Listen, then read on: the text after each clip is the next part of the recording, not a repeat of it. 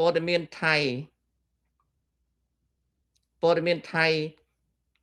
បញ្ជូន F16 ចូលជ្រៅក្នុងកម្ពុជាដល់80ទៅ90គីឡូអត់ទេSonetly អត់មានទេ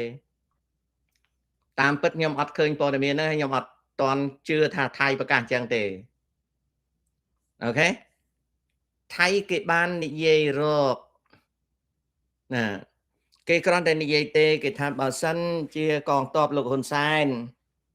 ប្រើ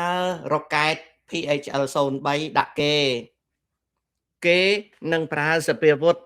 បាញ់ឲ្យជ្រៅចូលកម្ពុជាហើយនឹងបញ្ជូនយន្តហោះតាមបំផ្លាញរ៉ុកែត PHL-03 ជ្រៅចូលទៅក្នុងកម្ពុជានឹងគេមាននិយាយជាផ្លូវការតែរឿងគេថាគេចូលយន្តហោះទៅតម្លាក់ក៏បែក90គេតម្លាក់អីគេអត់ទៅទេគេអត់ធ្វើអញ្ចឹងទេណាSonetly គេអត់ធ្វើអញ្ចឹងទេណាកូនណាតើការសាកល្បងស្វែងរកសញ្ញាណនៃ KS-1C ដែលទេអត់ទេចៅត្រូវយល់ណាឧទាហរណ៍ថាអ៊ីស្រាអែលគេធ្វើការវាយប្រហារលើអ៊ីរ៉ានណាបើគេធ្វើការវាយប្រហារទៅលើអ៊ីរ៉ានហើយគេសិក្សាអំពីប្រព័ន្ធការពារដែនអាកាសអ៊ីរ៉ានណាបើគេសិក្សាពីប្រព័ន្ធការពារដែនអាកាសអ៊ីរ៉ានហើយគេមានមធ្យោបាយពីរយ៉ាងណានិយាយស្រួលស្ដាប់គឺគេមានមធ្យោបាយគិចឲ្យបានកុំឲ្យរលកធាតុអាកាសរបស់រ៉ាដាអ៊ីរ៉ានដឹងថាយន្តហោះគេចូលក្នុងដែនអាកាសមុនធ្វើការវាយប្រហារដូច្នេះអាការកិច្ចពីរលកធាតុអាកាសរបស់រ៉ាដាគឺប្រើប្រាស់បច្ចេកទេសដូចតទៅទី1គឺប្រើណា electronic jamming system ដែលយន្តហោះមួយចំនួនរបស់អ៊ីស្រាអែលហ្នឹងគេមានផាត់របស់គេមានអាដុំវានៅក្រោមស្លាបនេះដែលគេអាចនឹងធ្វើឲ្យរ៉ាដារបស់អ៊ីរ៉ានហ្នឹងវាភ័ន្តភាំង jam ដើម្បីឲ្យយន្តហោះដតីហ្នឹងចូលទៅធ្វើការវាយប្រហារហើយចេញឲ្យផុតពីចម្ងាយនៃអាវុធការពារដែនអាកាសហ្នឹងមធ្យោបាយមួយទៀតគឺបើគេគិតថាប្រព័ន្ធការពារដែនអាកាសហ្នឹងវានៅជិតកន្លែងវាយប្រហារពេកអញ្ចឹងគេរៀបចំយន្តហោះមួយចំនួនអត់ទៅវាយប្រហារនៅគោលដៅទេគឺវាយប្រហារកំទេចរ៉ាដាហើយនឹងកំជ្រួចការពារដែនអាកាសតែម្ដងចៅនិយាយថាស្វែងរកសញ្ញាណ KS-1C អត់ទេអត់ស្វែងរកអីទេបើគេដឹងថា KS-1C នៅឯណាណាគេអត់ហោះទៅរកវាទេ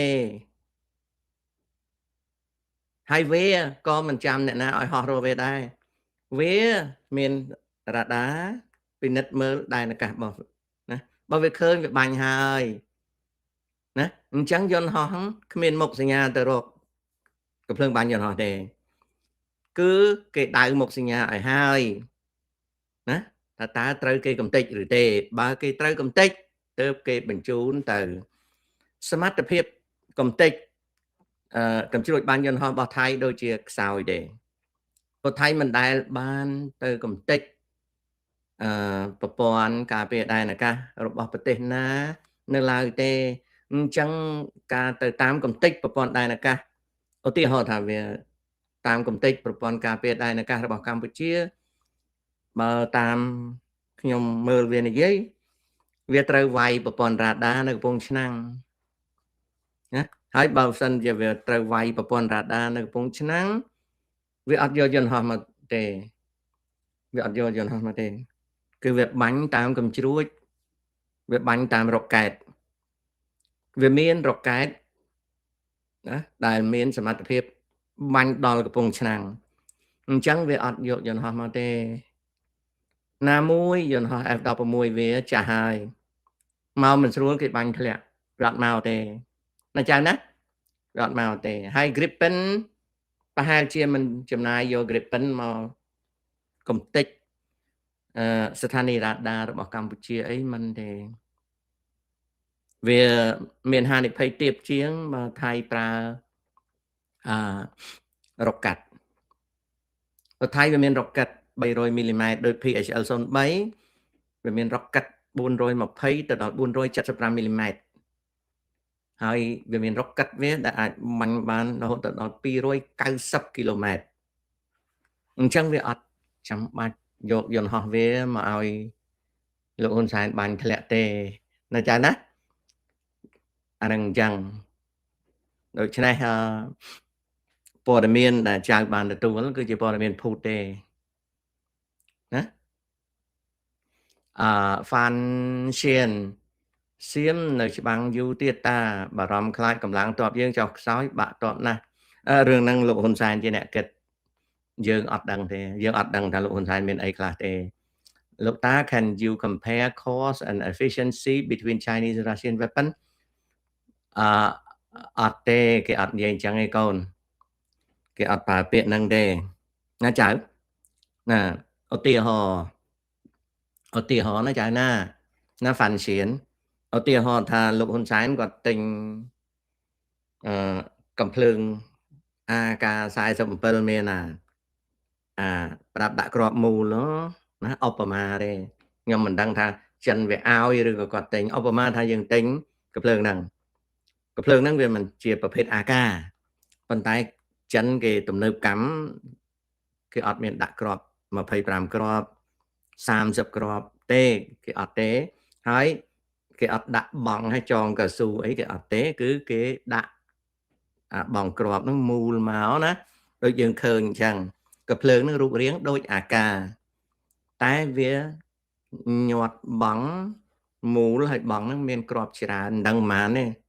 ហើយខ្ញុំក៏មិនដឹងថាកំភ្លើងហ្នឹងឈ្មោះអីដែរក៏ប៉ុន្តែបើយើងទិញមកយើងក៏លេចមើលកំភ្លើងហ្នឹងជាប្រភេទអាកា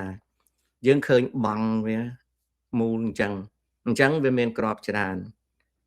បើសិនជាយើងជាអ្នកមិនចេះផ្នែកសពាវុធយើងថាសពាវុធនេះល្អណាស់អាវុធនេះល្អណាស់មិនបានល្អទី1ក្របវាច្រើនមកបងហ្នឹងប្រហែលជា70គ្រាប់ឬក៏100គ្រាប់ហ្នឹងអញ្ចឹងដោយមានបងនឹងមួយហើយមានកំភ្លើងនឹងមួយយើងគិតថាល្អណាស់បាញ់អត់ចាំបាច់ដូរបងទេដាក់ទៅគឺដឹងតែល្អណាយើងយល់អញ្ចឹងព្រោះយើងអត់អាហ្នឹងនៅភ្នែកយើងយល់អញ្ចឹងបន្តមកទៀតកំភ្លើងរបស់អាមេរិកប្រភេទ M16 ធម្មតាវាមានបង25គ្រាប់ឬក៏20គ្រាប់ហើយដល់ពេលវាច្បាំងវាចងខ្សែកស៊ូដាក់បងជាប់ណាហ្នឹងយើងគិតថាកំភ្លើងរបស់ M16 វាអន់ណាពីព្រោះបើវាបាញ់គ្នាជាមួយអាកាយើង M16 ហ្នឹងទី1ក្របតិចទី2ច្បាស់ជាចាញ់យើងហើយអាហ្នឹងយើងគិតខួរក្បាលធម្មតានៅក្នុងខ្លឹមសារនៃសពាវុធយើងគិតខុសទេ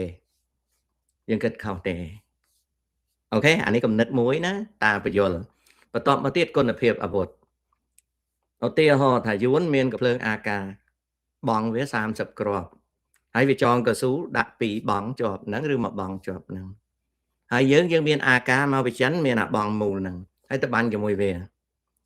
យើងយល់ថាយើងគ្រាន់បើជាងវាព្រោះវា AK វាតែ2បងទេ60គ្រាប់ណាចំណែកយើងមាន100គ្រាប់អញ្ចឹងយើងមានប្រៀបលើវាខ្លាំងជាងវានៅក្នុងន័យសពាវុធខុសទេណាមិនបានខុសទាហានដែលកាន់អាកាដាក់ក្រប30គ្រាប់មកបងបាញ់អត់ចាប់ដៃដោយទាហានដែលកាន់អាកាចិនដែលមានបងមូល100គ្រាប់ឬក៏75គ្រាប់ហ្នឹងទេអាទម្ងន់កំភ្លើងរបស់យួនដែលវាបាញ់យើងបានយូរជាងហើយវាបាញ់យើងងាប់ច្រើនជាងយើងបាញ់វានៅក្នុងន័យទាហានកំភ្លើងឃើញតែមានគ្រាប់ច្រើនអញ្ចឹងមែនប៉ុន្តែចប់ដៃណាដាក់តនេះដាក់តនៅណាបន្តមកទៀតយួនមានអាការណាដាក់3បងខាងមុខបូកនឹងបងមួយហើយនឹងចងកស៊ូជាប់បងមួយអញ្ចឹងវាមាន5បងអូខេ 5បង3 5ដុល្លារ15 150គ្រាប់តាហ៊ានម្នាក់ប្រដាប់ដោយអាកាមានគ្រាប់ជាប់នឹងខ្លួនសម្រាប់បាញ់150គ្រាប់ឧទាហរណ៍ណាហើយយើងមានអាបងមូលដែលខ្ញុំនិយាយហ្នឹងហើយយើងថាយើងខ្លាំងជាងវាអត់ទេយើងបាញ់ចាញ់វាទេសួរថាម៉េចបានចាញ់វាពីព្រោះតាហ៊ានដែលមានបងគ្រាប់មូលហ្នឹងណាអស់ខ្លាំងហើយស្ពេគ្រាប់មកបងជាប់នឹងខ្លួនដាក់ពីក្រោយក្តីឬក៏ស្ពេចំហៀងក្តីហើយនឹងដាក់នៅដៃបើរត់បាញ់គ្នាលើសមរភូមិចាញ់យួនហើយយួនបាញ់យើងងាប់យើងនេះចាប់ដៃហើយនេះបន្តមកទៀតនៅក្នុងសមរភូមិពេលរត់លឿនមែនតើរបូតអាបងនឹងបាត់អាបងហ្នឹងតកិច្ចនឹងដើមឈើតកិច្ចនឹងព្រៃអីរបូតបាត់តែអាបងតាហ៊ានតូច30គ្រាប់អត់បូតទេហើយយើងបើរបូតអស់មួយបងហ្នឹងគេបាញ់យើងសោះខ្លួនណាបន្តមកទៀតដៃយើងទន់ណាស់កាន់តែកំភ្លើងហ្នឹងគេបាញ់3បងគេដកមួយបងកាច់ផ្លោះភ្លើងគេញាត់ភ្លឹបដាក់ទាំងហ្នឹងគេតាមយើងគេញាត់បងដាក់ភ្លឹបទាំងយើងកាន់មួយដុំហ្នឹងមាន100គ្រាប់ធ្ងន់ចុយម៉ាយណាលើកបាញ់កវីកវត្តអីអត់បានទេតែមកសន្ទុះហ្នឹងយើងចប់ដៃហើយយើងចប់ដៃយើងបាញ់លេងត្រង់គេបាញ់ចំកណ្ដាលថ្ងាសយើងទៅជួប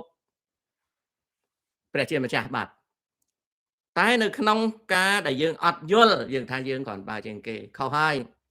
អញ្ចឹងអា design នៃកំភ្លើងខ្មែរកាន់នៃទិញពីចិនមកហ្នឹងអត់បានការទេអាហ្នឹងមួយណាបន្ទាប់មកទៀតកំភ្លើងកាលណាតួវាជា rifle ហើយដាក់ក្របបងធំពេកហើយអត់មានបាយផត់គឺអត់មានអាជើងច្បែកនេះសម្រាប់តាហ៊ានកាន់បាញ់ធម្មតា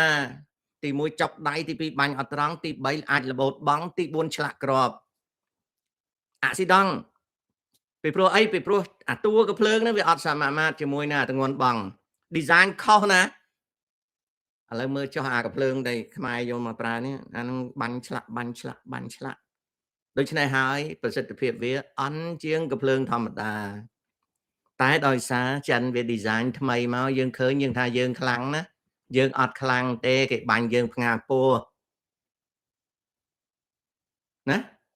តែគេបាញ់អត់កាំងទេអ្នកណាថាកំភ្លើងនឹងបាញ់កាំងឲ្យតែបាញ់ជាស្វ័យប្រវត្តិកាំងហើយណា all here តាឃើញនឹងភ្នែកវីដេអូនៅ Facebook នឹងបាញ់កាំងដូច្នេះកុំនិយាយប្រាប់ថាអត់កាំងគ្រាន់តែនៅក្នុងវីដេអូនឹងតាហ៊ានខ្មែរម្នាក់ដោះអាវដែលបាញ់ណាក្នុងមួយក្លឹបវីដេអូនឹងកាំង 3-4 ដងមានន័យថាកំភ្លើងនឹងអត់ប្រយោជន៍ទេកំភ្លើងនឹងសម្រាមអ្នកធ្លាប់ប្រើកំភ្លើងគេក៏លេខមើលកំភ្លើងគេដឹងថាកំភ្លើងនឹងវាមិនមែនរឿងក្តៅកណ្ដុងទេអូនវ៉ាន់ទិញវាឆ្លាក់គ្រាប់កំភ្លើងកាលណាវាឆ្លាក់គ្រាប់ញាប់អញ្ចឹងគឺគេឈប់ប្រើហើយបើសិនណាជាចិនឲ្យមកហ៊ុនសែនអានឹងកំភ្លើងគេកាត់អាចទេណាប៉ុន្តែខ្មែរយើងថាឲ្យតែបាញ់ងាប់មនុស្សគេយកមកប្រើហើយបាញ់ងាប់មនុស្សមែនជួនកាលដាច់ទាំងម្រាមដៃតាហ៊ានទៀតជួនកាលបាញ់ហើយនឹងខ្ទុះទៅតាហ៊ានទៀតក៏អត់ខ្វល់ដែរព្រោះហ៊ុនសែនមានអ្នកបាញ់ឯណានេះនិយាយជារបៀបពិនិត្យសភាវុធណាអញ្ចឹងឲ្យយល់ពីសភាវុធមិនមែនចេះតែឃើញតែខ្លាំងទេណាមិនមែនចេះតែថាទេណាអាហ្នឹងអញ្ចឹងអូខេហ្នឹងចំណុចមួយរបៀបពិនិត្យសភាវុធណាកូនណាឥឡូវកំភ្លើងធំឥឡូវយើងនិយាយពីកំភ្លើងធំម្ដងកំភ្លើងធំ150មីលីម៉ែត្រក្តី130មីលីម៉ែត្រក្តីណា105មីលីម៉ែត្រក្តី100អាការល្អណាស់កូនអាការធម្មតាហ្នឹងល្អណាស់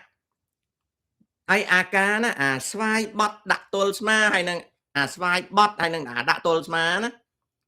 អាកាច់បត់ហើយយកមកដាក់ទល់ស្មាហើយនឹងអាស្នាក់អាស្វាយឈើបាញ់ល្អប្រសិទ្ធភាពណា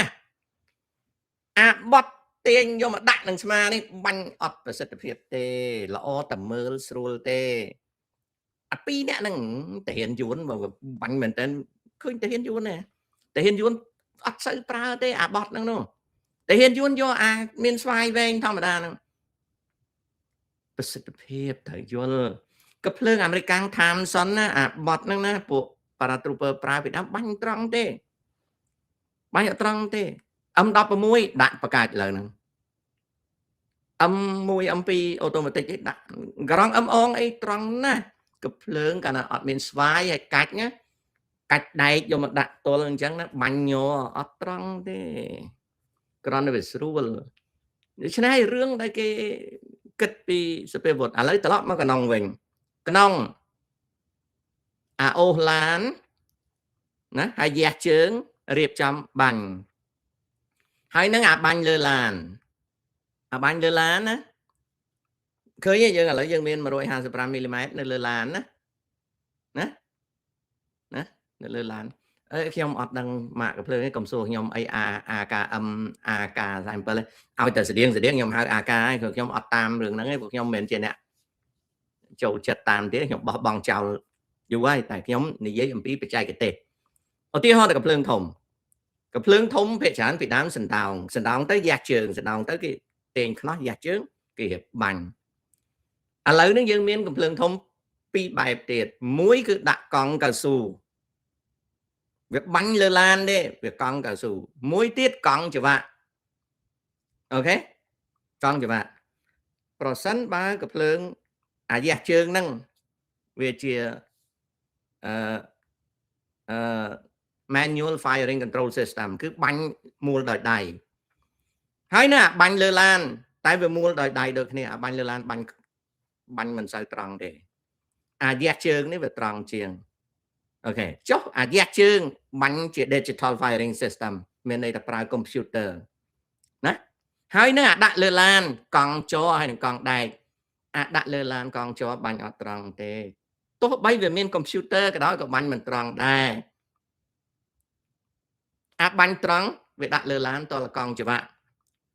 វានឹងជាងអញ្ចឹងវាបាញ់ចាញ់ទៅ155មីលីម៉ែត្របាញ់ត្រង់ជាង155មីលីម៉ែត្រដាក់នៅលើរថពេះដែកកង់ជ័រកង់កៅស៊ូកង់8ក៏ដោយកង់10ក៏ដោយបាញ់អត់ត្រង់ទេពីព្រោះ pressure នៅក្នុងថៃហ្នឹងវា vibrate computer control យ៉ាងណាក៏វាមិនសូវត្រង់ដែរអញ្ចឹងចំណាំមើលអាកំភ្លើងធំ155មីលីម៉ែត្រអាសណ្ដោងហ្នឹងបើវាកង់ច្រវាក់អាហ្នឹងវាបាញ់ត្រង់ណាស់តែបើវាជាកង់កៅស៊ូវាបាញ់មិនសូវត្រង់ទេទោះបីវា computer control ដោយ vibration អញ្ចឹងហើយបានជាកំភ្លើងហ្នឹងគេគិតអញ្ចឹងគេប្រើខុសគ្នាអញ្ចឹងណាឥឡូវងាកមក BM21 វិញនៅក្នុងនាទីនេះខ្ញុំប្រាប់ពួកអាស៊ីចូលម្ដងហើយម្ដងទៀត BM21 គឺជាប្រភេទកំជ្រួចខ្វាក់ accuracy level វាក្រោម300ដកណាកាលណានិយាយពី BM21 គឺនិយាយតាំងពី BM21 classic រហូតដល់ grad រហូតដល់ 90B រហូតដល់ MA70 រហូតដល់ PHL 03អាហ្នឹងសិតតែជាប្រភេទ multiple launch rocket system គ្រួសារវាតែមួយទេណាឥឡូវនិយាយពី122មីលីម៉ែត្រ BM21 ខ្វាក់វាខ្វាក់ទេណា BM21 ខ្វាក់ទេ BM21 grad ខ្វាក់ទេវាខ្វាក់តែបើសិនណាវាចូលដល់ 90B អាហ្នឹងអត់ខ្វាក់ទេភ្លឺបន្តិច MA70 វាភ្លឺបន្តិចបើវាចូលដល់300មីលីម៉ែត្រ PHL 03អាហ្នឹងភ្លឺខ្លាំងអាការបាញ់ត្រង់របស់វាវាក្រោម50ដកតើបានទេមុខការរបស់វា mass មានន័យថាម៉េចវាបាញ់ជ្រុំដើម្បីកំទេចគោលដៅធំវាអត់រើសមុខទេតែឲ្យវាបាញ់ចំឲ្យកន្លែងណាមួយមិនងាយទេពីព្រោះវាជាប្រភេទខ្វាក់ភាគច្រើនអាកម្លាំងនៃការបាញ់ត្រង់របស់វា300ដកនៅក្នុងទំហំផ្ចិតមានន័យថាវាអាចខុសនៅក្នុងរង្វង់300ម៉ែត្រអញ្ចឹងបន្ទាប់មកទៀតណាស៊ីសងទៅលើអា BM21 ហ្នឹងវាដាក់នៅលើរថយន្ត 6x6 ឬក៏ជា BM21 ដាក់លើរថយន្ត 8x8 បើវាជាប្រភេទចាស់ដាក់នៅលើរថយន្ត 6x6 វាបាញ់អត់ត្រង់ទេណាហើយទៅតាមអាយុទៀតអាយុឡានហ្នឹងបើអាយុឡានហ្នឹងចាស់បន្តិចបាញ់រឹតទៅមិនត្រង់មកពីអីវាញ័រអស់ហើយវាលងអស់ហើយណាហើយរថយន្តកាលណា 6x6 អត់មានដាក់ជើងដែកដាក់ជើងតម្រៃដល់ដែកបាញ់អត់ត្រង់ទេបាញ់ទៅវាញ័រវាញ័រវា vibrate នឹងមួយណាហើយបើសិនជាវាដាក់នៅលើរថយន្ត8 គុណ 8ហើយវាមានជើងតម្រៃ 4 វាទម្លាក់ជើងតម្រៃហើយវាបាញ់អានោះវាត្រង់គ្រាន់បើណា PHL 03ក៏ដូចគ្នាដែរបើវារៀបចំខ្លួនវាបាញ់ហើយកង់វាកៅស៊ូណាហើយវាអត់មានជើងតម្រៃ 4 សង្កត់ទេ accuracy វាលំបាកណាស់ទោះបី computer control ក៏ដោយលើកលែងតែ guided ហ្នឹងតល high efficiency ទៀតបានវាត្រង់កំភ្លើងគេមិនមែនចេះឃើញធំចេះថាឈ្នះគេទេណាចំណាំមើលកាលណាគេប្រើកំភ្លើងធំខ្លាំងមែនទែនគេមានជើងតម្រៃគេសកត់អាឡានហ្នឹងហើយអា8 គុណ 8វានឹងជាអា6 គុណ 6ត្រឡប់ទៅ BM21 ដែរទៀត BM21 អាញាត់យើងឃើញតាហ៊ានលីទៅញាត់ហ្នឹងអាហ្នឹងអាជាន់ចាស់អាហ្នឹងគេហៅ classic ជាន់ចាស់អានងណាដើម្បីបាញ់ឲ្យកុំឲ្យសៀមវាធ្វើបាបយើងបានគឺយើងត្រូវប្រើបច្ចេកទេសគេហៅថា shoot and scoot ស្អីទៅ shoot and scoot គឺយើងញាត់ក្របហើយយើងកុំឲ្យទៅតាំងទីនៅកន្លែងហ្នឹងយើងគ្របវាឲ្យចិត្តដល់ម៉ោងកំពុងដាក់គ្នាយើងចិនទៅដល់កន្លែងវាលស្រែណាមួយយើងឬក៏រកកន្លែងណាមួយដីឲ្យវារៀងរឹងបន្តិចយើងរៀបចំយើងមួលគោលដៅទៅតាមវិទ្យុមកយើងបាញ់ប្រាវជុចបាញ់ឲ្យភ្លាមលោតឡើងឡានគ្នា6នាក់នឹងលោតឡើងឡានព្រឹបបើករត់មុននឹងរត់ហ្នឹងត្រូវមានចំណុចមួយគេហៅថា loading zone យើងកំណត់ថាយើងមានប្រមាណគ្រាប់ប្រចាំនៅក្នុងចំណុចណាមួយយើងបើកឲ្យលឿនទៅដល់អានោះអាតាហ៊ាននៅហ្នឹងបើកសបកគ្រាប់មកលីដាក់វាត្រូវការចំណាយពេល15ទៅ20នាទីដើម្បី reload ដល់ reload ហើយអត់មានបាញ់ទេត្រូវបើកចេញពី reload zone ហ្នឹងទៅ zone មួយទៀតបានពំវិលកណ្ដុងឲ្យចាំបាញ់សៀមទាំងជុចបាញ់ហើយលោតឡើងឡានរត់ទៀតមានតែអញ្ចឹងទេដែលមិនងាយមានយន្តហោះឬក៏ភ្លើងណាមកបំផ្លាញយើងបានទេពីព្រោះយើងបាញ់រត់អញ្ចឹងវាបាញ់រត់ហ្នឹងshoot and scoot ហ្នឹងគឺ system វាបាញ់ក្តាំងរត់ទៅកន្លែងដាក់ក្របថ្មីដាក់ក្របហើយរត់ពីហ្នឹងទៅទីតាំងដើម្បីមួលបាញ់ភាសាទៀតអាហ្នឹងរបៀបបុរាណគេបាញ់អញ្ចឹងអត់មានមកឈរមើលថតវីដេអូផ្សាយតាម Facebook ទេគេបាញ់ងាប់សៀមវានៅស្ទើណាប៉ះអាមេរិកហ្នឹងBM21ហ្នឹងរត់តែមួយមីសផ្ញើមកឲ្យហ៊ុនសែនពាក់មេដាយឲ្យមិនបានទេវាបាញ់អស់លីងឯងគ្មានសល់ទេប៉ះអ៊ីស្រាអែលបាញ់ខ្ទេចគ្មានសល់ទេខ្ញុំប្រាប់ទៅអាហ្នឹងគេហៅ shoot and scoot ភាគច្រើន BM21 ជាន់ចាស់មានតែបាញ់ចឹងឯងឈ្នះសត្រូវតែចុះធ្វើម៉េចបានសត្រូវវាចាញ់ដូចសៀមអីមកពីវាស្ទើសៀមហ្នឹងវានៅស្ទើយើងបាញ់វាលេងចឹងទៅណាយើងបាញ់វាលេងវានៅស្ទើបើវាមិនស្ទើទេវាបាញ់យើងហុយជុះមួយមីសហ្នឹងអារឿង BM21 ហ្នឹងបន្ទាប់មកទៀតអាហ្នឹង manual load ណាគឺយើងលីទៅប្រហែល60គីឡូមួយគ្រាប់60គីឡូឬក៏50គីឡូអីចឹងទៅបន្ទាប់មកទៀតអាមួយទៀត pre load តែខ្មែរយើងហៅថាដូរកញ្ច្រែងណាដូរកញ្ច្រែងវាត្រូវការ15នាទីដែរដើម្បី load ប៉ុន្តែវាងាយតែ15នាទី load បានហ្មងគឺដូរកញ្ច្រែងអាមិនទៅដូរកញ្ច្រែងគឺគេបាញ់ហើយគេស្ទូចអាអំពងចាស់ចេញគេស្ទូចអំពងមកកញ្ច្រែងដាក់ថ្មីវិញហ្នឹងមួយទៀត reloader អត់ដូរកញ្ច្រែងទេអំពងដដែលប៉ុន្តែគេមានចកគេរៀបក្របឲ្យស្រេចគេរុញបញ្ចូលបដោយអាហ្នឹងត្រូវការតែ3មិនិតទៅ5មិនិតទេ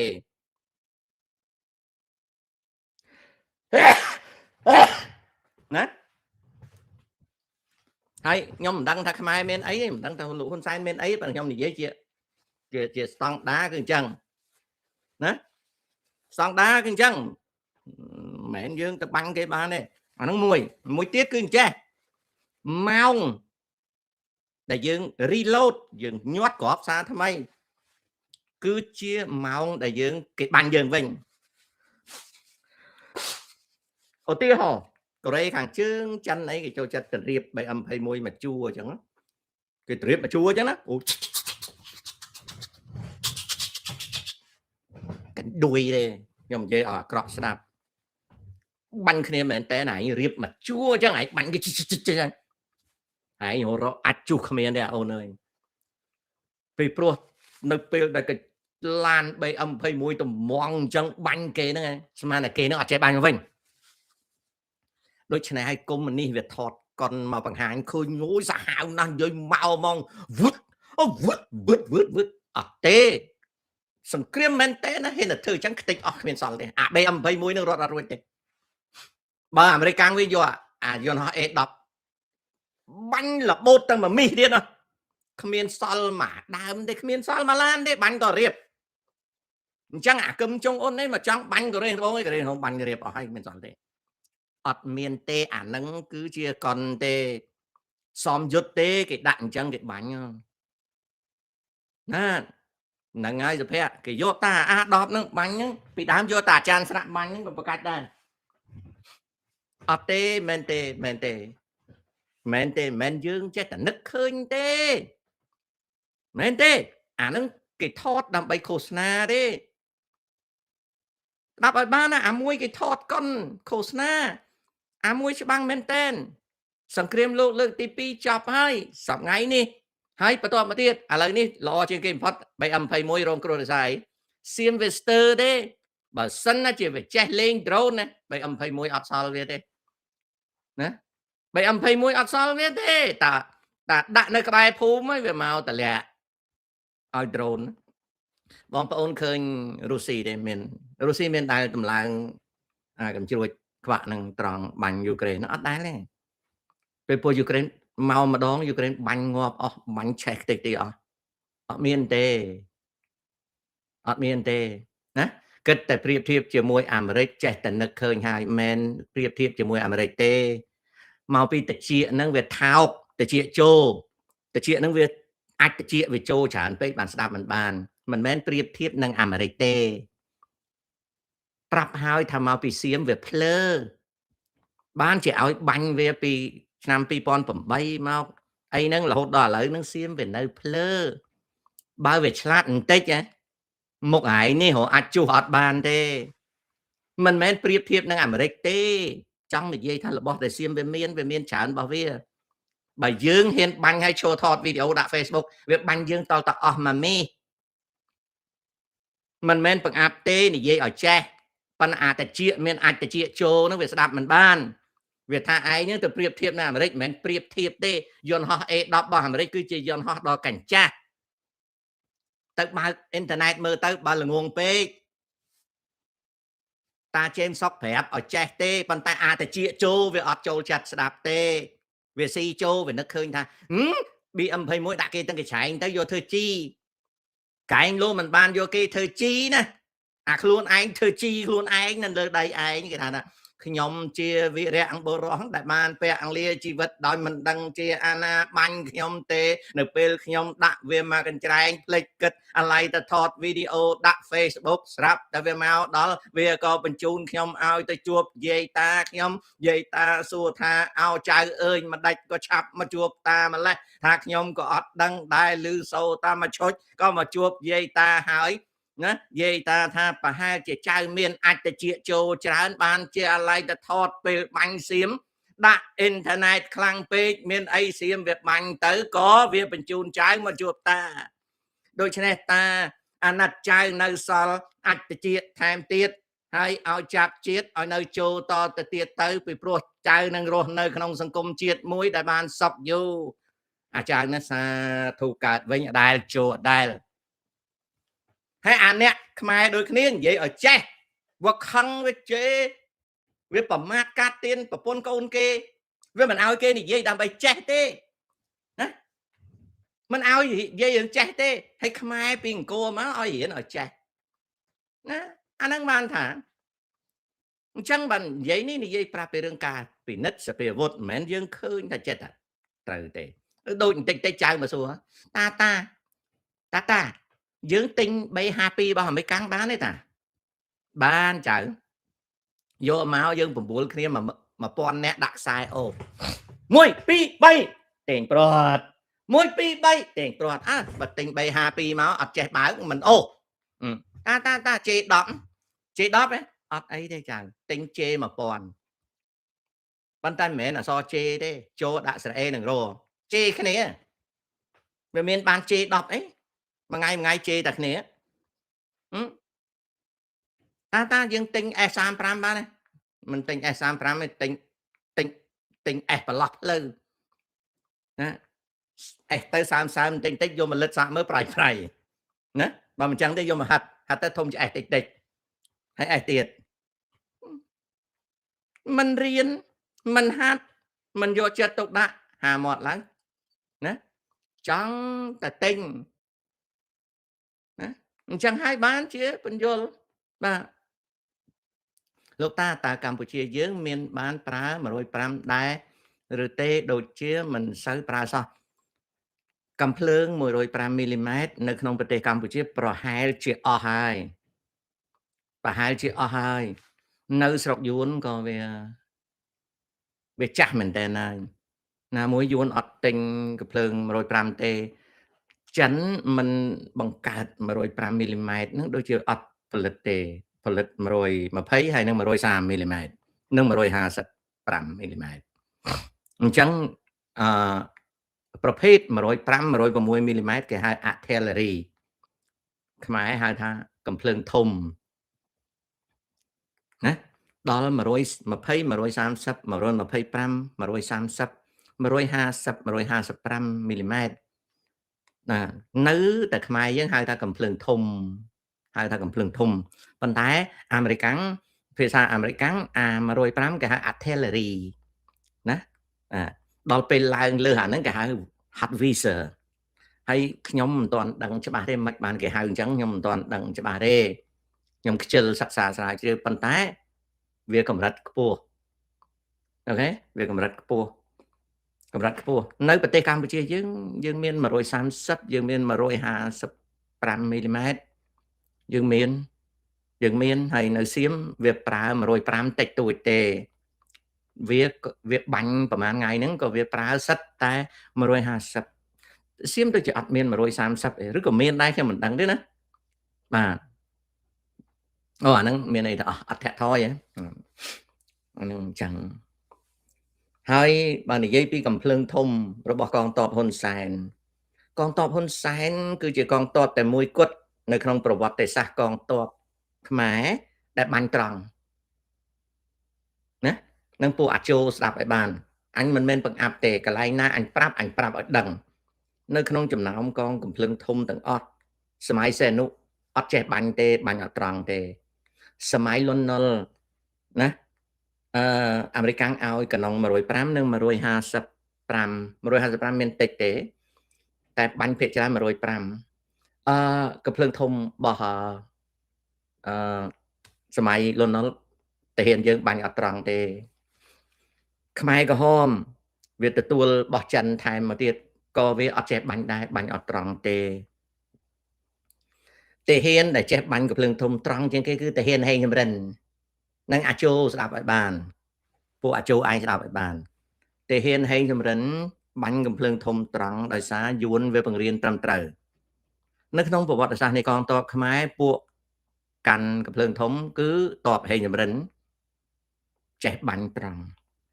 មានន័យថាទ័ពហេងសំរិនចេះបាញ់ដូច្នេះបើយោងទៅតាមនឹងកំភ្លើងធំរបស់ទ័ពហ៊ុនសែនត្រង់បាញ់ត្រង់ណាកំភ្លើងធំទ័ពហ៊ុនសែនបើគិតទៅជាបាញ់ត្រង់មានន័យថាបាញ់ត្រង់ពីព្រោះបើហាត់ត្រឹមត្រូវវាបាញ់ត្រង់យួនវាបង្រៀនណាហើយបើរឿងច្បាំងកងទ័ពខ្មែរទាំងអស់កងទ័ពសីហនុខ្សោយណាស់ពីព្រោះវាអត់មានបានហាត់ទេអាប្រកាច់នឹងឲ្យតែលើកថ្នល់ទេតាហ៊ានណាអត់បានហាត់ទេបានតែលើកថ្នល់ដល់សម័យលន់នល់ហាត់អត់បានច្រើនទេចាញ់ច្បាំងងាប់អស់សម័យប៉ុលពតវាអត់ហាត់អត់អីទេវាបញ្ជូនតែច្បាំងរហូតអញ្ចឹងក៏វាអត់ប្រកែតាហ៊ានតែប្រកែគឺតាហ៊ានហេងសំរិននេះឯងតាហ៊ានហេងសំរិនបានទៅហាត់នៅយួននៅអីតាមទៅខ្លះទៅហាត់ដល់ប្រទេសអឺរ៉ុបខាងកើតអញ្ចឹងគឺពិតជានៅក្នុងប្រវត្តិសាស្ត្រនៃកងទ័ពហ្នឹងគឺមានទ័ពហ៊ុនសែនទេខ្លាំង តែក្រោយ30ឆ្នាំមកមិនដឹងថាតបហ៊ុនសែននៅខ្លាំងឬអត់ទេពីព្រោះតុយក៏ច្រើនផឹកក៏ច្រើនណាដល់អញ្ចឹងទៅហើយណាមួយទៅមេបញ្ជាការភាកច្រើនសិទ្ធិពួកអាទិញសាក់ពាក់ណាដល់អញ្ចឹងទៅវាតុយច្រើនវាផឹកច្រើនហើយវាទិញសាក់ពាក់មិនដឹងថាពេលវាទៅច្បាំងហ្នឹងវាចេះច្បាំងទេអត់បើកូនតាហ៊ានអានឹងគ្នាចេះច្បាំងចាស់ចាស់ហ្នឹងចេះច្បាំងខ្ញុំក៏ស្គាល់ឧត្តមសេនីយ៍ពាក់ផ្កាយ3ផ្កាយ4បូកលោកខែ6អីអត់ចេះអានផែនទីទេឧត្តមសេនីយ៍ឥឡូវនៅក្នុងកងទ័ពហ៊ុនសែនមួយចំនួនអត់ចេះអានផែនទីទេបើវាអានផែនទីវាយកដៃរុកអញ្ចឹងដូចរុកអារុនស្អីនៅប្រឡោះភ្លើអញ្ចឹងវាធ្វើដៃចេះណែយើងបាញ់តានេះហើយម៉ែអាណាយកមករៀន2ទៅចង្អុលផែនទីនោះណាអូខេ